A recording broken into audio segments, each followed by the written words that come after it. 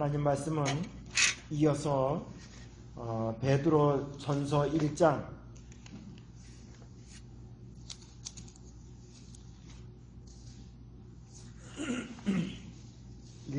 베드로전서 1장 10절부터 17절까지 교독을 하겠습니다.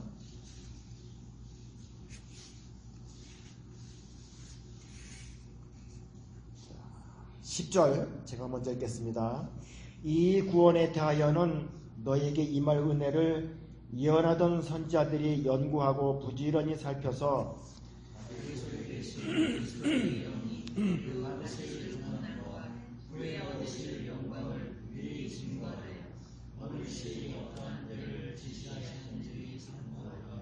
이 섬긴 바가 자기를 위한 것이 아니요 너희를 위한 것이니 계시로 알게 되었으니 이것은 하늘로부터 보내신 성령을 힘입어 복음을 전하는 자들로 이제 너에게 구한 것이요 천사들도 살펴보기를 원하는 것이니라.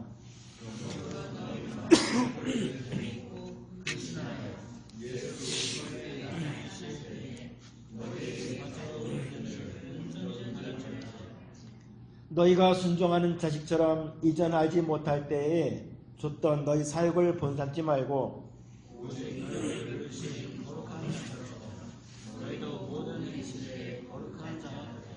기록하였으되 내가 거룩하니 너희도 거룩할지어다 하셨느니라.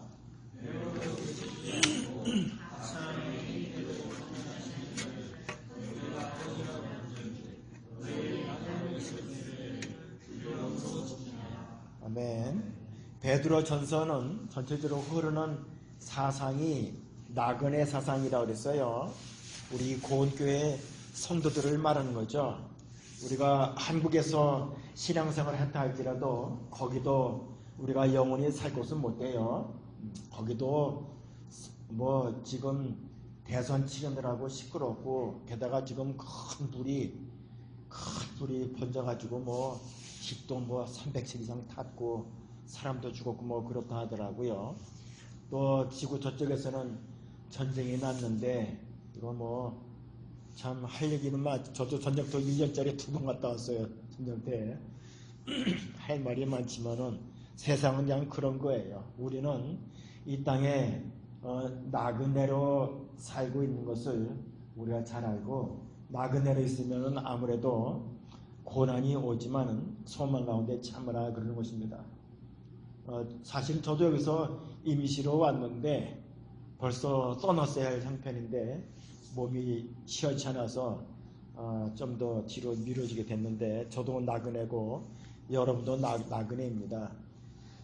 이렇게 나그네들에게 준 편지, 베드로의 편지, 구원에 대해서 베드로가 말을 하려고 하다 보니까 첫 마디가 찬송하리로다. 찬송이 먼저 나갔습니다.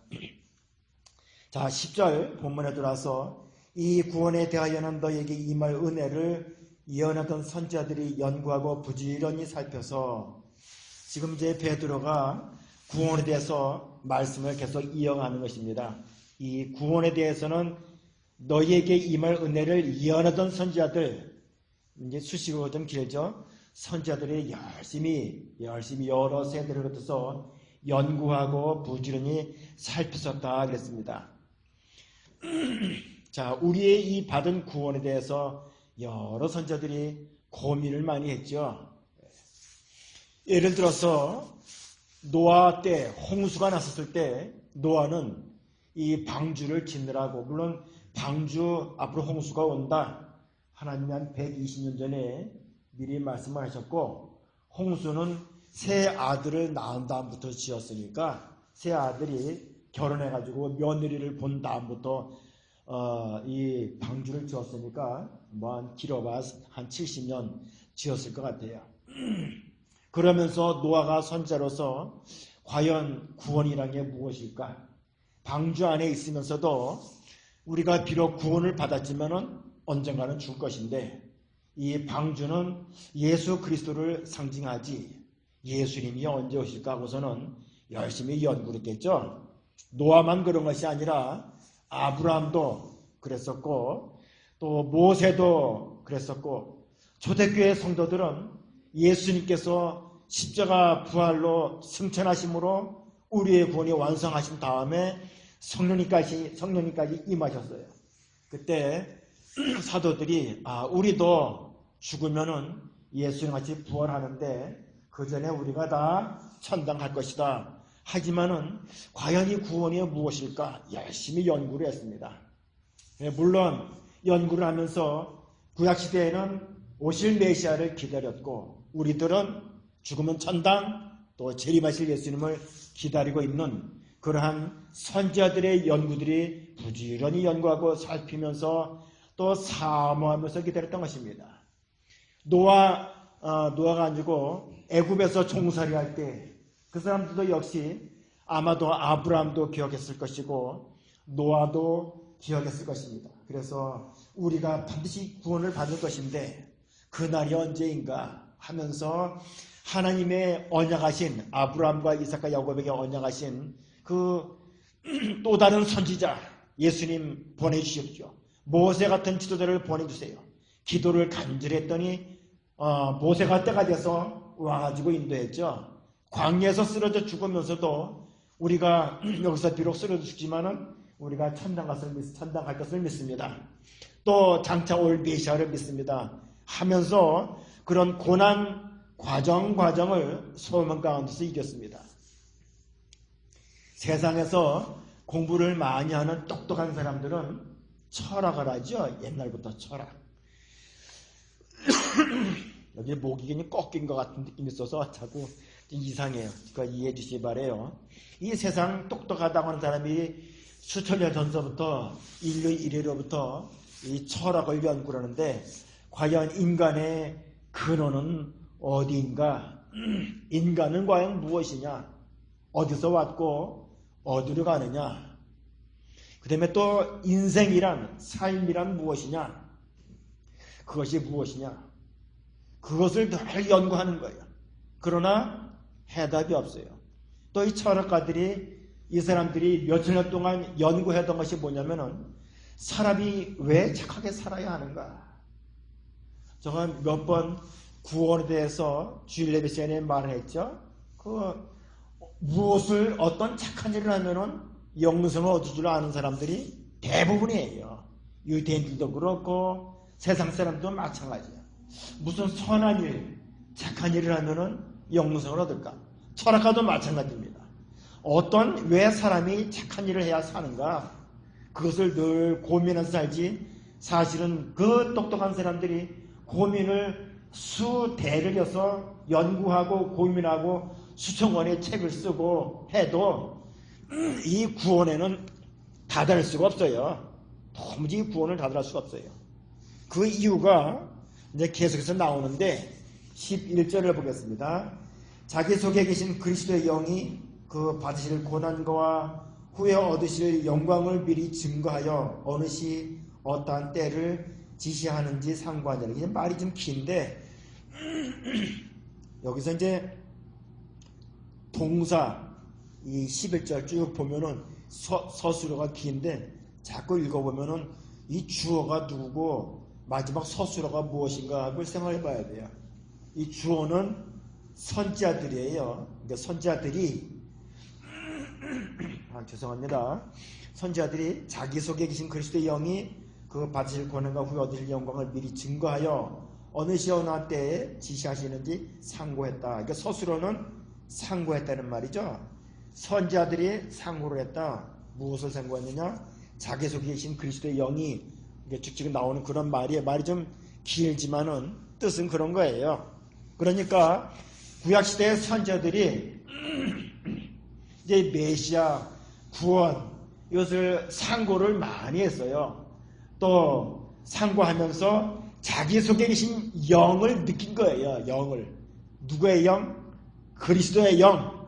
그리스도의 영이 구약시대에도 선지자들 속에 있어서 이 감동을 준 것입니다. 고린도전서 10장 4절을 보면은 저희를 따르는 신령한 반석으로부터 마셨음에 이 반석은 곧 그리스도라. 그리스도가 이스라엘 백성들을 따라다녔다 그랬어요. 따라다니시면서 반석에서 생수를 주셨다 그랬습니다. 그러니까 예수님은 구약시대도 계신 거예요. 예수님은 구약시대에 영으로 계신 거예요. 그것을 영어로 pre-existence, 그리스도의 선제성. 그러다가 예수님이 구약시대에 가끔 가다가 사람의 모습으로 나타났을 때가 있었어요. 그것을 대표적인 예가 다니엘 세 친구가 불 속에 들어갔을 때에도 또 다른 신들의 아들 같은 사람, 그것이 바로 예수님이에요. 멜기세덱, 그것을 예수님이라고 말하는 사람도 있는데 제가 보기에는 아닌 것 같아요. 그 당시에 그 예루살렘 전 이름이 살렘인데 살렘 왕 멜기세덱이라고 말하지 않았어요? 그러니까 실제로 멜기세덱 왕은 있었지요. 그러나 예수님께서는 가끔 가다가 천사의 모습으로 나타나시기도 했었어요. 그런데 보통 때에는 영으로 나타나셔가지고 선자들에게 감동을 준 거예요. 예수님은 하나님이시기 때문에 안 계신 때가 없었고 또 어디 무소부재 시공을 초월해서 계신 분이세요. 성령님도 우리 가운데 계시고 여러분 마음이 되시면은 구약시대도 성령님이 계셨죠? 성령님은 안 계실 때가 없어요. 그래서 이 삼위일체 하나님이 동시에 있었을 때, 큰일 하셨을 때, 대표적으로 천지 창조할 때도 삼위일체 하나님이 계셨죠. 그 예수님의 영이 우리 속에도 있지만은 구약시대 선지자들 속에서 있으면서 감동을 주고 또 선지자들 속에서 역사를 했습니다. 그 받으실 고난과 그 얻으실 영광을 또 미리 증거했다 그랬습니다. 선지자들이 그것을 성경에 기록해서 장차 메시아가 오셔가지고 그리스도가 오셔서 어떠하게 고난도 받고 영광도 받고 부활도 하실 것이다. 그것을 미리 다 말씀했습니다. 예수님이 고난받을 것 어디에 기록된지 아세요? 구약성경에? 이사야 53장 우리 잘 알죠? 그가 찔림은 그의 허물은 그런 말 있죠? 또 어디 있는지 아세요? 시편 몇 장? 22장 23장은 잘 알죠? 한번 보겠습니다. 시편 22장 시편 23장은 우리가 잘 아는 거고 바로 앞에 있는 것이 22장이에요. 거의 전체가 다 예수님의 고난받는 것에 대해서 이것은 다윗이 실었는데 다윗도 선지자죠. 다윗이 예수님의 영을 감동을 받아가지고 물론 성령의 감동으로 22편을 쓴 것입니다. 내 하나님이여 내 하나님이여 My God my God Why have you forsaken me 어찌하여 나를 버리셨나이까 어찌 나를 멀리하여 돕지 아니하옵시며 내 신음하는 소리를 듣지 아니하시나이까 내 하나님이여 내가 낮에도 부르짖고 밤에도 잠잠치 아니하오나 그런 말씀이 있어요. 6절에 나는 벌레요 사람이 아니라 사람의 회방거리요 백성의 조림거리니이다. 나를 보는 자는 여기서 옷을 찢었다는 말이 있어요. 여기 18절에 내 겉옷을 나누며 속옷을 제비 뽑나이다. 예수님이 십자가에서 홀딱 벗긴 거예요. 홀딱. 그 예수님을 사랑하는 여제자가 통으로 짠 바느질을 해가지고 동그랗게 짤 수가 있겠죠? 가운데는 없는 거. 그 팬티로 한국말로 팬티로 그거를 예수님을 입으시라고 들었는데 고마저 뺏어가지고 그것을 가지고 제비를 뽑은 거예요. 이건 개 같다 그랬잖아요. 여기 보면은 개 같단 말이 어디 있어요. 참 예수님은 우리의 죄를 위해 여기 16절에 개들이 나를 쌌으며 악한 무리가 나를 둘러대 수종을 찔렀으며 내가 내 모든 뼈를 셀 수 있나이다. 예수님께서는 하늘 영광을 다 내오시고 우리의 구원을 위해서 이렇게까지 벌레같이 사람이 회복거리에 되도록 그렇게 부끄러움을 당하신 것을 이 다윗이 성령의 감동을 아는 것이 예수님의 영으로 아는 것이에요. 시편 16장 10절 거기에는 예수님의 부활에 대해서 16장 10절에 대해서 이는 내 영혼을 16장 10절 이는 내 영혼을 음부에 버리지 아니하시며 주의 거룩한 자로 썩지 않게 하실 것임이니이다. 또 다니엘서에 보면은 예수님이 영광의 구름을 타고 재림하실 것도 말했고, 그 유다서 한번 보겠습니다. 유다서에는 어떤 말씀이 있는가? 에녹이 예언한 말씀이 있는데 몇 절에 있어요? 내가 좀 제 성경책이 아니라서. 에녹이 예언한 말이 유다서에 있나요? 예? 14절. 예. 아담의 칠세손 에녹이 사람들에게 대하여 예언하여 이르되 보라 주께서 수만의 거룩한 자와 함께 임하셨나니. 에녹이 승천하기 전에 예수님의 이 재림을 예언했어요. 재림을. 이거 참 대단하죠. 예수님의 영으로서 이렇게 예수님의 재림까지 예언을 했습니다. 이 선지자들은 그리스도가 오셔서 구속해 주실 그 시기, 그 다음에 때, 그것을 늘 살펴보면서 멀리서 바라보고 즐거워했다. 선지자들이. 요한복음 8장 56절. 요한복음 8장 56절.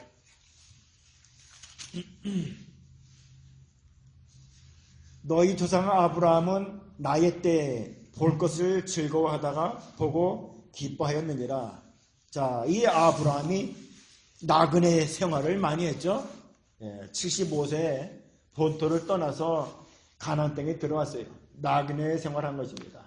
사람들이 그리고 거기서 이 깃발만 꽂고 내가 왕이 되면 왕이 될 수 있었어요. 자기 밑에도 그만한 사람들이 있었고 힘도 있었지만은 그렇게 하지 아니하고 더 나은 본향을 사모하느라고 장막 텐트를 지으면서 살았는데, 그렇게 나그네 생활하면서도 메시아가 오시지 하면서 여기 지금 읽었던 요한복음 8장 58절, 아브라함이 아까 56절, 나의 때 예수님의 때 볼 것을 즐거워하다가 보고 기뻐하였느니라. 믿음으로 본 거예요. 믿음으로.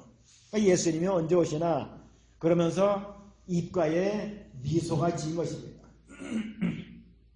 예수님만 생각하면은 나그네를 믿음으로 참을 수가 있어요. 그러니까 우리도 마찬가지죠. 네, 우리도 이 땅에 살면서 한쪽에서 전쟁 소문이 나고 한쪽에서는 화재로 집들을 불타고 사람들 죽고 한쪽에서는 아프기도 하고 그러지만은, 그러나 예수님만 생각하면은 이거 입가에 흐뭇한 미소가 떠오르는 거예요. 예수님 오시는 것만 생각만 해도 굉장하죠. 예수님이 천군 천사를 이끌고 구름을 타고 오시면서 천사장의 소리와 나팔 소리로 빵빠레를 부르면서 임하실 때에, 그때에 나그네 생활하던 여러분들은 그날 참 한몫 보겠죠? 그날 참 대단한 거예요. 참 수고했다. 너희들 참 이 남이 알아주지도 않는 이 구석에서 믿음 생활 한다라고 수고 많이 했느니라. 근데 우리가 수고한 건 사실 별거 없어요. 별거 없어요. 이 사람들 1절에 보면은 이거 1절에 보면 본도, 갈라디아, 갑바도기아, 아시아, 비두니아 흩어진 나그네들에 비하면은 여러분들은 이 사람들은 토굴에 살거나 텐트에 살거나 아니면은 지붕도 없이 살았어요. 나뭇가지 엮어다가 처음에 살다가 그 다음에 어떻게 살았지만은 여러분들은 그런 사람 없죠? 다 침대 있고 히터 나오고 에어컨 나온 데 살고 있죠. 우리는 아주 쉽게 예수를 믿는 거예요. 이거 이렇게 쉬운 거 없어요. 거저 믿는 건데 이렇게 쉽게 예수를 믿어도 잘 못 믿으면은 예수님 재림하실 때 예수님이 상급을 주시려고 하는데 참 부끄럽죠. 낯짝을 줄 수가 없어요. 낯짝을. 그래서 우리가 예수님의 영으로 우리의 구원을 예언했던 선지자들 열심히 연구하고 살피고, 그래서 이 성경 말씀을 기록한 사람들도 있었는데, 우리도 예수님 오시는 날을 바라보고 기쁨으로 어려움을 잘 참아야 되겠습니다. 12절, 이 섬긴 바가 자기를 위한 것이 아니요 너희를 위한 것임이 계시로 알게 되었으니 이것은 하늘로부터 보내신 성령을 힘입어 복음을 전한 자들로 이제 너희의 구한 것이요 천사들도 살펴보기를 원하는 것이니라. 말씀이 긴데 포커스를 여기 계시, 그 다음에 천사들도 살펴보기를 원했다. 단어 하나하나가 다 성령님의 감동으로 기록된 말씀이지만 이거 뭐 너무너무 귀한 말씀, 너무나 다 소중해서 우리 머릿속에 다 기억할 수가 없어요. 우리 인간의 머리로. 그래서 그냥 딱 두 가지만, 계시, 그 다음에 천사들도 살펴보기를 원했다 그랬습니다. 계시로 알게 됐다. 자, 이 장차 오실 예수님을 예언을 했습니다.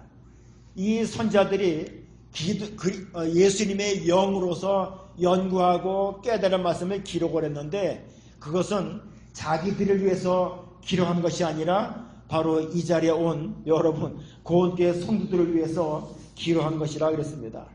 그래서 바울이 곳곳에 보면은 나의 복음, 이런 말씀이 있어요. 나의 복음. 무슨 복음이요? 나의 복음. 이게 여러분 복음이에요.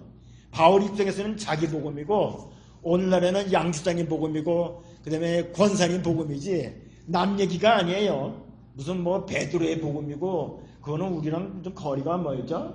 무슨 아브라함의 복음, 물론 말도 맞지만은 내 복음이에요. 내 복음.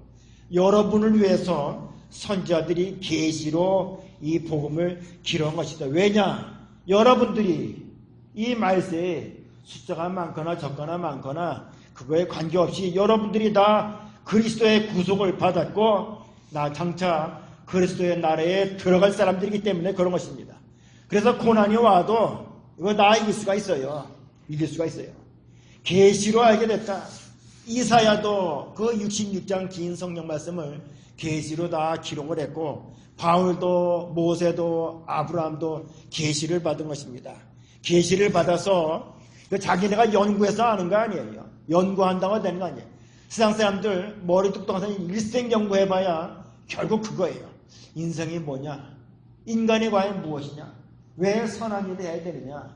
죽음을 어디로 가느냐? 늘 뱅뱅뱅 도는 거예요.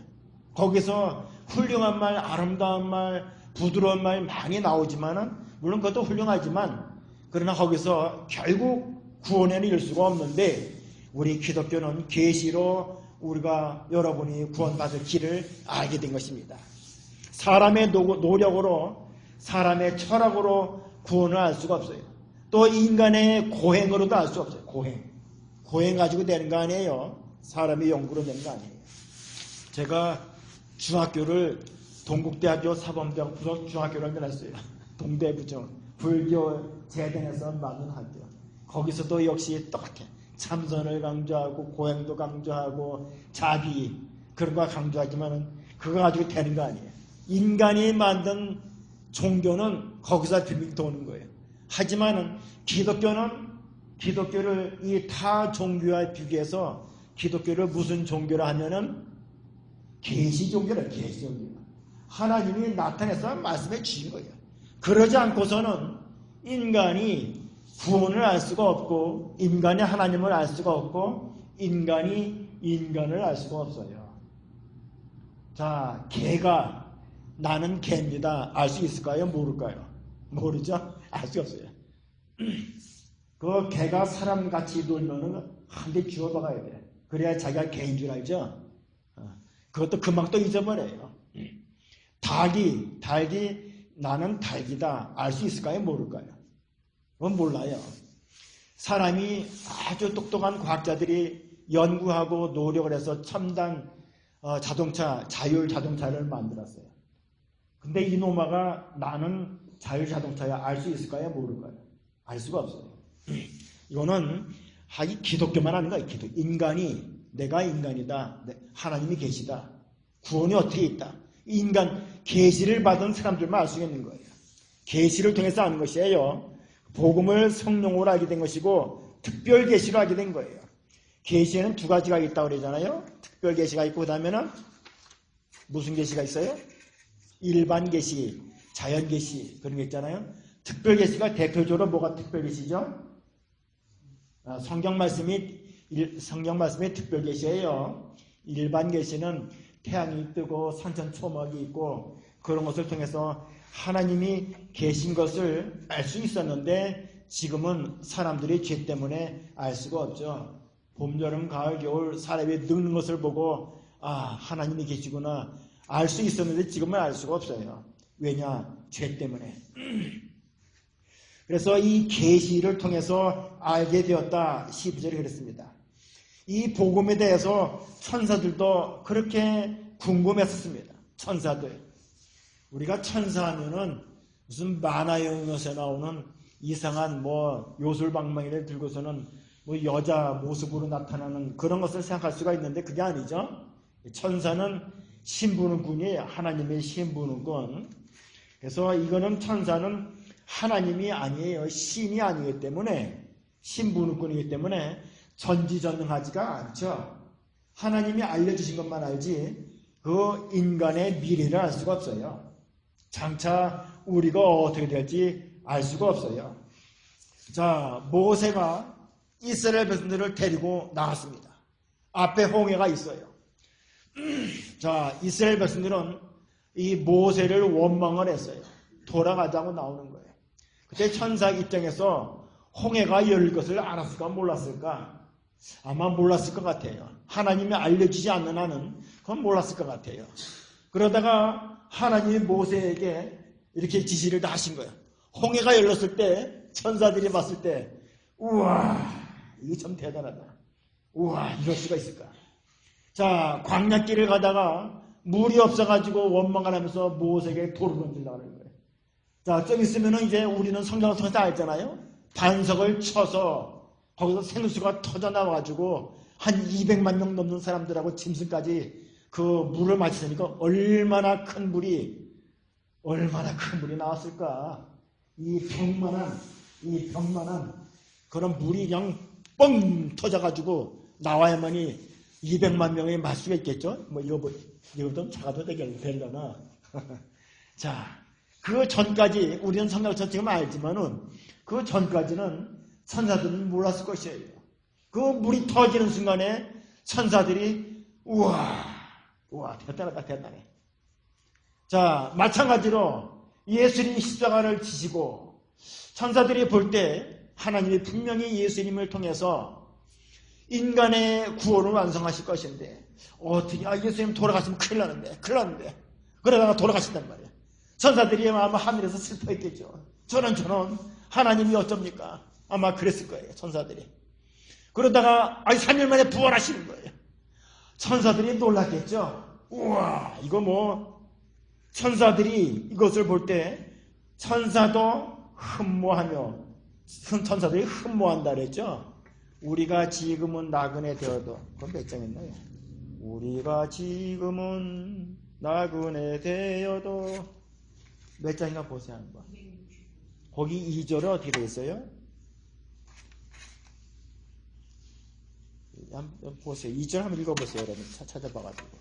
천사도 흠모하겠네?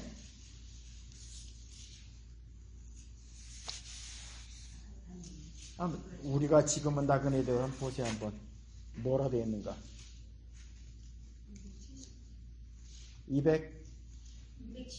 270 뭐라 되어 있어 2절에? 천사 주에서 말씀이 계속 읽어보세요. 끝까지 계속 읽어보세요. 흉악한 죄에서 떠나가시니 이 말씀 듣고서 새 생명 얻어라.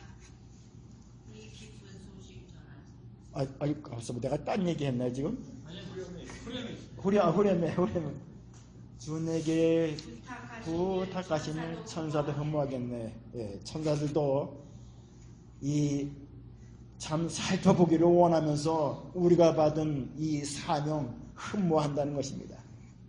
이건 이스라엘 백성뿐만 아니라 여러분도 마찬가지예요. 우리 권사님도 마찬가지고 집사님도 마찬가지고 우리 조집사님도 마찬가지고 우리 주양도 마찬가지예요. 양집사님도 장로님도 마찬가지. 여러분 다 마찬가지예요. 여러분의 미래를 천사가 몰라요. 여러분이 잘못된 길로 갈 때 저러면 안 되는데 하다가 또 성령님의 감동으로 또 책망을 받고 내가 돌아서면은 천사가 우와, 이 참 대단하다, 대단하다. 하나님의 아신이 참 훌륭하구나. 천사도 박수를 치면서 하나님을 경배를 하지 않을 수가 없어요. 경배를 하지 않을 수가 없어요. 자, 그래서 이렇게 구원이 계시로 천사들도 흠모함 살펴보기를 원했던 것이었는데, 이렇게 구원받은 자들이 이제 앞으로 어떻게 살아야 하는가라는 말씀이 13절부터 나와요. 그래서 13절에 그러므로 우리가 세상에 할 일은 너희 마음의 허리를 동이고 근신하여 예수 그리스도에 나타났을 때에 너희에게 가져올 은혜를 온전히 바랄지어다. 우리가 앞으로 어떻게 신앙생활을 해야 되겠는가? 구원받은 자로서의 첫째로는 허리를 동이라, 마음의 허리를 동이라 그랬습니다. 이 성경 말씀은 허리에 띠를 띠라, 몸에 허리띠를 띠라, 그런 말씀이 많이 나오죠. 주님 맞을 준비하라는 것입니다. 또 우리가 본향에 돌아갈 준비를 하라는 것이에요. 마귀를 경계하고 겸손히 살라는 말씀이에요.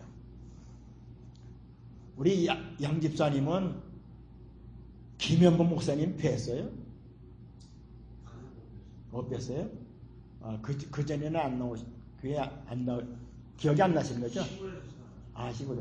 우리 김 장로님은 김현범 목사님 뵀어요?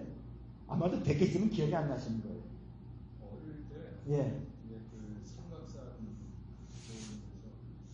아마 김현무 목사님이 마시고 전해주셨다는 것 같습니다. 그래요? 예, 저는 그분 잘못. 기억은 안 나요. 그분이 강조한 게 있어요. 강조하시는 사상. 들어봤을 거예요. 뭔지 아세요? 자, 선한 양심. 이게 사자성어인데, 선한 양심. 그 다음에 일심정력, 삼가조심. 많이 들어봤죠? 네, 들어보셨을 거예요. 마음의 허리를 동이라 그랬어요. 우리가 삼가조심하면서 마음의 허리를 동이라. 근신하면서 살아요. 근신하면서. 마음을 잘 다스리라는 말입니다. 다스리지 않으면은 죄가 문 앞에 엎드린다. 부패성이 나와가지고, 그래서 마음의 허리를 동이라. 무릇 지킬 만한 것보다 더욱 내 마음을 지키라. 노하기를 더디하는 자는 용사보다 낫고 자기 마음을 다스린 자는 어떤 자보다 낫다 그랬어요? 성을 빼앗는 자보다 낫다 그랬습니다. 근신하라. 옛날에 그 창업교회 유근신 권사님 있었죠? 전도사님? 아세요? 유근신? 기억 안 나세요? 저는 얼굴이 기억나요. 얼굴이 퉁퉁해가지고. 예, 그런 분들이 계세요. 유근신, 근신하라. 예. 자, 이 근신하지 못하면은 삼손은 용서했지만 근신하지 않았기 때문에 결국 마귀에게 쏘가가지고 눈 뽑히가 말았어요. 요셉은 근신했기 때문에 마음을 잘 다스려서 미혹에 들지 아니하고 나중에 하나님께 귀히 사용을 당했습니다. 그 다음에 첫째로는 근신하는 것이고, 첫째는 마음의 허리를 동이고, 두 번째로는 근신하고, 세 번째로는 예수 그리스도 나타날 때에 은혜를 바라라 그랬습니다. 재림에 대한 소망을 가지고 살라는 것입니다. 재림의 그 신앙을 가지고, 신앙의 정조를 가지고. 그 다음에는 14절에 보면은 너희가 순종하는 자식처럼 이전 알지 못할 때에 또 또한 너희 사역을 본산치 말고 그 욕심 부리고 살지 말라는 것이죠.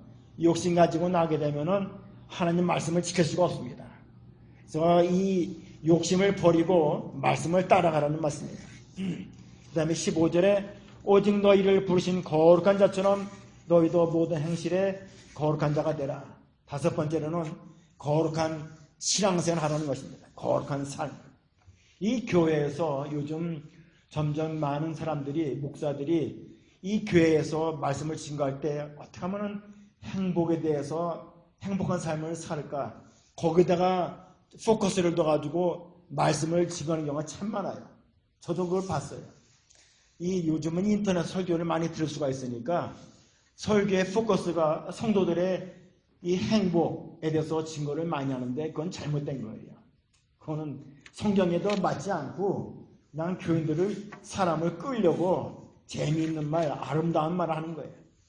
이 교회에서 성도들이 해야 할 중요한 것은 거룩한 삶을 사는 것이지 행복한 삶은 아니에요.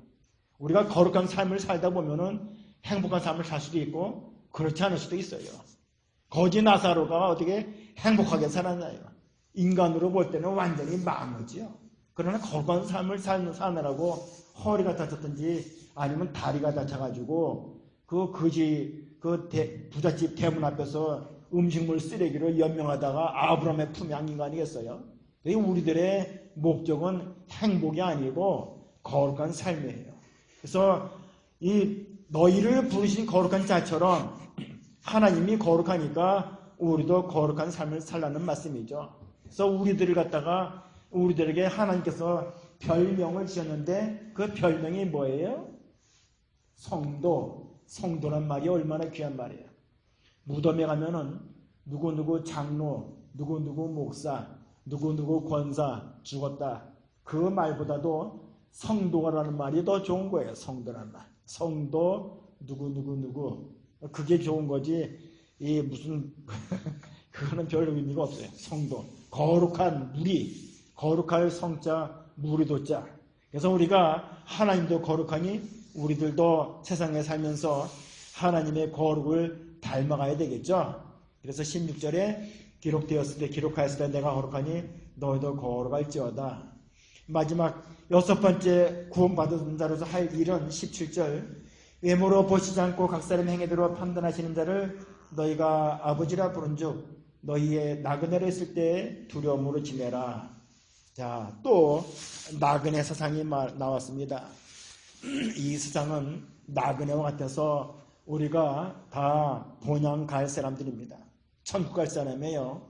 그렇기 때문에 사람의 행위대로 심판하실 하느님 앞에서 두렵고 떨리는 마음으로 하나님을 잘 섬겨야 되겠죠? 네, 그렇게 살라는 말이에요. 자, 지금 이제 난리가 났는데 이거 조용히 넘어가기를 바라요. 조금 전에 오기 전에 유튜브로 그 영국 총리 보리스 존슨이 이 기자회견을 하는데 질문하는 사람이 유크레인 여기자더라고요. 막 울면서 부탁을 하기를 빨리 우리나라 상공에 비행 금지 구역을 선포를 하십시오. 다시 말하면 러시아 비행기 못 뜨게 하십시오. 그렇게 말한 거예요. 그러니까 보리스 엘친이 한참 듣다가 내가 당신 나라 대통령 젤렌스키 하고 통화를 했다. 그거는 좀 어렵다. 그렇게 되면은 우리 전투기랑 러시아 전투기랑 싸우게 되면은 그 뭐가 되겠느냐. 이게 참 어려운 일이 벌어지고 말았어요. 참 지금은 말세긴 말세인데 이것을 가지고 3차 대전 날까봐 걱정하죠. 그래서 미국에서도 걱정하고 유럽에서도 걱정하고 그러는데 이게 참 우리가 경성할 때인 것 같습니다. 그건 그거고 또 우리가 할 길은 또 다른 거예요. 세상은 다 그렇지만은 우리가 할 일은 바로 이거예요. 6가지를 말한 거예요. 6가지를. 이렇게 우리가 나그네로 있을 때 두려움으로 지내고 거룩한 자처럼 거룩한 자로 살아야 되고 여기 또 마음의 허리를 동이고 근신하고 또 욕심 부리지 말고 거룩한 자로 살라는 말씀입니다. 우리가 받은 구원이 이렇게 귀한 것입니다. 선지자들이 연구하고 살피다가 계시로 알게 됐고 예수님의 영어로 알게 됐고 천사들도 그렇게 알고 싶었던 것을 우리들이 알게 됐는데 그것은 여러분을 위해서 알게 된 것입니다. 구원받은 무리가 되어서 우리가 해야 할 일 여기 보니까 마음의 허리를 동이고 두 번째는 근신하고 그 다음에 은혜를 바라고 그 다음에 욕심을 부리지 말고 거룩한 삶을 살면서 나그네로 두려움으로 지내라. 그런 말씀대로 우리가 이 마지막 때 신앙생활을 잘해서 하나님 보시기에 합당한 성도로 인정을 받고 예수님 재림하시는 날 다 칭찬받는 고운교회 성도들 되시기를 주님의 이름으로 축원합니다. 기도하겠습니다.